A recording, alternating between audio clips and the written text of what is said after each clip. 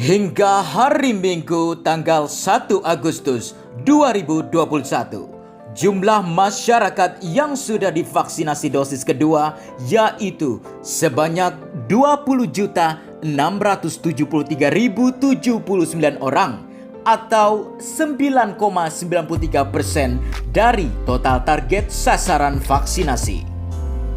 Sementara itu, jumlah masyarakat yang sudah disuntik vaksin COVID-19 dosis pertama yakni sebanyak 47.478.168 orang atau 22,80%. Pemerintah telah menetapkan sasaran vaksinasi untuk mencapai kekebalan komunitas atau herd immunity, yaitu hingga 208.265.720 orang.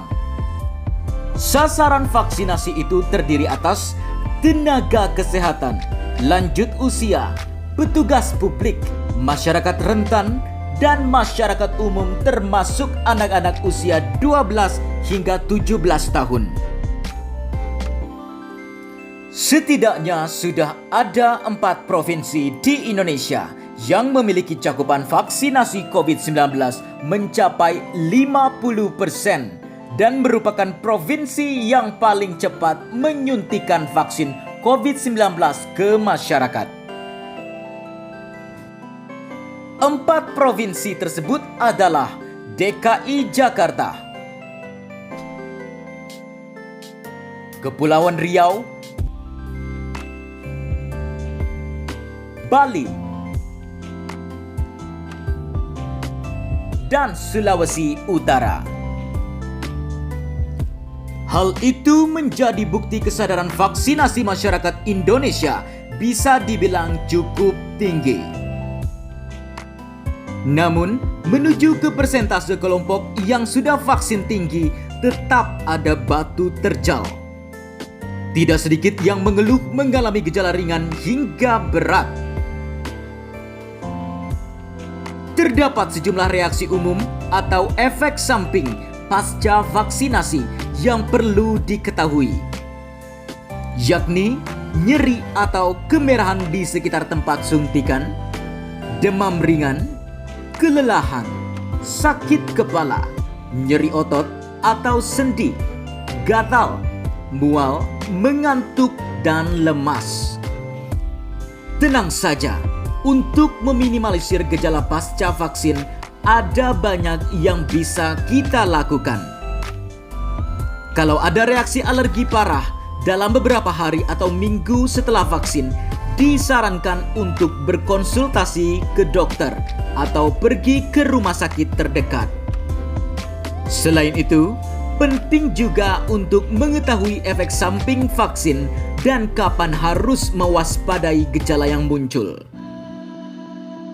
Kalau kita merasakan demam, kita bisa mengonsumsi obat penurun demam. Kita perlu juga mengetahui hal-hal apa saja yang sebaiknya dilakukan sebelum dan saat menerima vaksinasi. Saat persiapan untuk mendapatkan vaksin, sebaiknya kita mencari tahu informasi yang akurat. Terdapat begitu banyak informasi keliru tentang vaksin di dunia maya. Sangat penting bahwa kita selalu merujuk kepada informasi dari sumber-sumber terpercaya seperti Kementerian Kesehatan, UNICEF, dan WHO. Saat sudah yakin, jangan lupa untuk selalu mengikuti protokol kesehatan saat mengantri untuk menerima vaksin. Lalu, terus terang kepada petugas soal kondisi kesehatan diri sendiri. Selain itu, ada beberapa hal yang sebaiknya tidak dilakukan setelah vaksin agar kinerjanya lebih optimal, seperti mengabaikan petunjuk dokter. Hal ini penting terutama bagi kamu yang memiliki komorbid atau penyakit bawaan. Untuk itu, pastikan untuk selalu perhatikan dan taati nasihat, petunjuk, dan larangan dari dokter. Yang paling sepele tapi sangat membahayakan adalah abai protokol kesehatan dan meminum alkohol.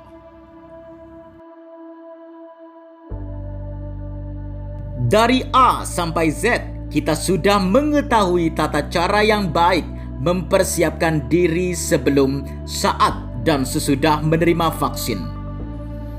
Dengan begini, seharusnya tidak ada lagi keraguan untuk vaksin atau percaya berita hoaks tentang vaksin. Ayo semua vaksin, ajak keluarga atau teman kita agar segera tercapai target kekebalan komunitas sehingga kita bisa beraktivitas normal kembali.